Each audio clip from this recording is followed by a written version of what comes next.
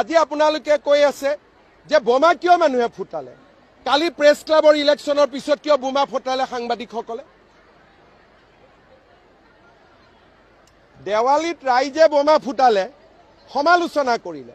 কালি press ক্লাবৰ ইলেকশ্যনৰ পিছত একেবিলাক সাংবাদিকে বোমা ফুটাই দিলে। তাৰমানে হিন্দু ধৰ্মৰ নামত বোমা নুফুটাব আৰু আমাৰ যি মন যায় আমি তাকে কৰি থাকিম।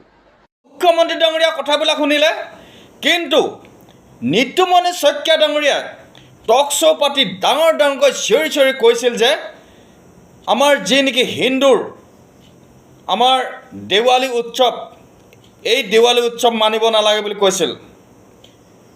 জুবিনদাৰ ন্যায় ব্যৱস্থাৰ যেতিয়ালৈকে নহয় তাৰ ওপৰত ভিত্তি কৰি এই পূজা বৰ্জন কৰিবলৈ মানে বাৰে বাৰে চিঞৰি কৈছিল। কিন্তু এইজনে কি কৰিলে এতিয়া? এইজনে এতিয়া প্ৰেছ ক্লাবত যি নেকি এতিয়া নিৰ্বাচনত জিকাৰ কাৰণে সেই আতচবাজি ডাঙৰকৈ ফুটালে, বোম ফুটালে। এতিয়া কি ক'ব? কিবা প্ৰশ্নৰ উত্তৰ দিবনে এইজনে? অকল ডাঙৰকৈ চিঞৰিলে নহ'ব। আপুনি ভাবে মোৰ সমান ডাঙৰ সাংবাদিকতা অসমত নাই? বহু ৰাইজে আপোনাক প্ৰশ্ন কৰে, আপোনাৰ যে নৈতিকতা যে নীতি শিক্ষা নাই বুলি বহুতে প্ৰশ্ন কৰে। কিন্তু আপোনাক প্ৰশ্ন কৰে, আপুনি যি ধৰণে চিঞৰি কয়, যি ধৰণে আপোনাক শিষ্টাচাৰ বোলা বস্তুটো আপোনাক বহুতে দেখা নাপায়। এই টক শ্ব' বাৰু পাতিলে মই মানি লৈছোঁ,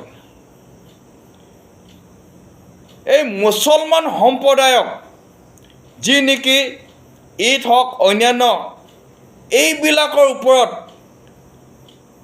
আপুনি টক শ্ব' পাতিছিল নে? পাতিছিলে নেকি আপুনি?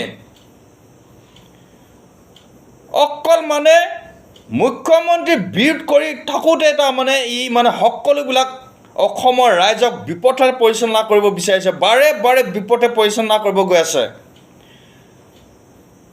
অকল নিজ স্বাৰ্থৰ কাৰণে এইবিলাক কৰি আছে আৰু অসমৰ ৰাইজক বিভ্ৰান্তিকৰ মানে পৰিস্থিতি এটাত ঠেলি দিছে এইজনে। এতিয়া দেখিছেই